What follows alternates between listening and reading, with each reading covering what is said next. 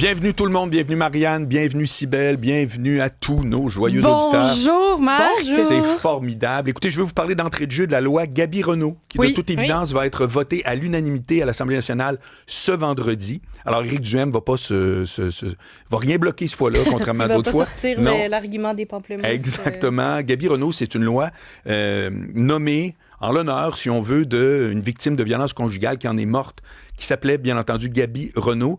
Et c'est Ruba Gazal qui est venu, qui va venir aussi cet été, Québec solidaire. Tous les partis politiques, en passant, sont invités ici, comme la formule que je faisais avec Cybèle l'an passé, le midi. Va venir, c'est certain, ainsi que d'autres élus de Québec solidaire et de tous les partis. Et c'est elle, l'an passé, qui me parlait de ça, qu'elle voulait mettre ça de l'avant. Ça existe dans d'autres pays.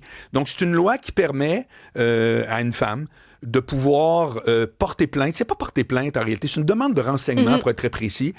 Ça se rend donc à la Sûreté du Québec, de façon évidemment extrêmement confidentielle, et qui peut aller chercher pas seulement les accusations ou si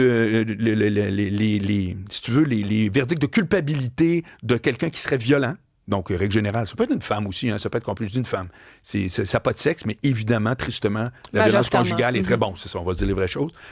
Et donc, en un mot, c'est que si tu as un nouveau conjoint, puis tu n'es pas sûr, puis c'est pas clair, tu vas pouvoir avoir une enquête, pas une liste Instagram, là, pas une patente, faite avec les autorités, avec la Sûreté du Québec, etc.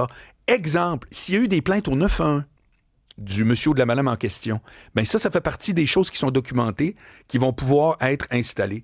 Puis je me demande juste comment ça se fait que ça a été long de même. Je suis tellement content de voir que les oppositions de toutes parts ont fait comme, hey, regarde, parce que c'est très fâchant. C'est très fâchant, puis je vais vous dire une affaire que c'est comme si tout à coup on se rend pas compte de certaines mécaniques. Exemple, on parle beaucoup qu'il manque de refuge pour les femmes qui sont en difficulté, voire comprendre des femmes victimes de violences conjugales. Comment ça se fait que quand une fille se fait donner des claques à la gueule, c'est elle qu'il faut qu'il cherche un... Comprends-tu? Je sais que c'est des situations compliquées, puis zéro qu'on va rentrer dans le détail parce qu'on s'y connaît pas. Il y a des gens qui font ça dans la vie, là, aider... les femmes dans ce type de besoin-là particulier. Mais pensez-y 2 minutes, là. C'est comme tu es en difficulté à un moment donné, tu fais comme non, mais moi, il faut toujours bien que j'aille coucher à quelque part. Là. Mon gars, là, mon chum est en train de me battre.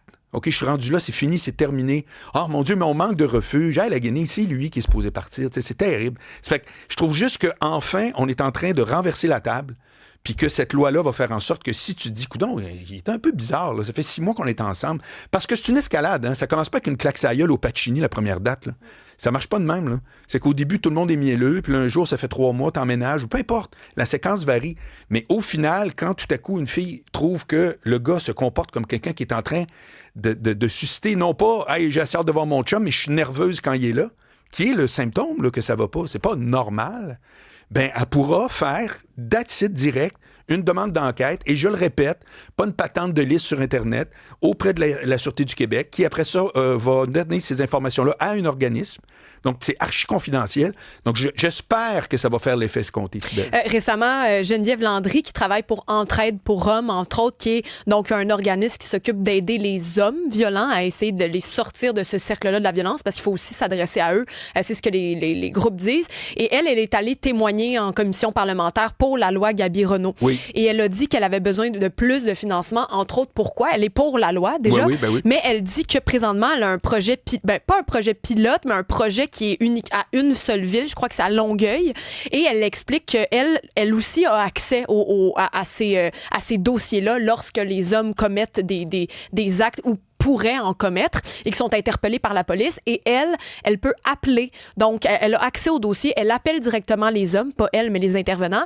Et souvent, 75% des hommes acceptent d'avoir de l'aide à ce moment-là. Donc, elle est allée militer pour plus de financement, pour élargir la loi à ça aussi. C'est excellent, au fait d'avoir accès à ces hommes. Oui, parce qu'on peut en parler longtemps, mais à un moment donné, quand tu veux régler un problème, il faut que tu attaques toutes les facettes. Voilà. Pas juste celle qui à quelque part, quand on l'entend, nous fait du bien. Très bon.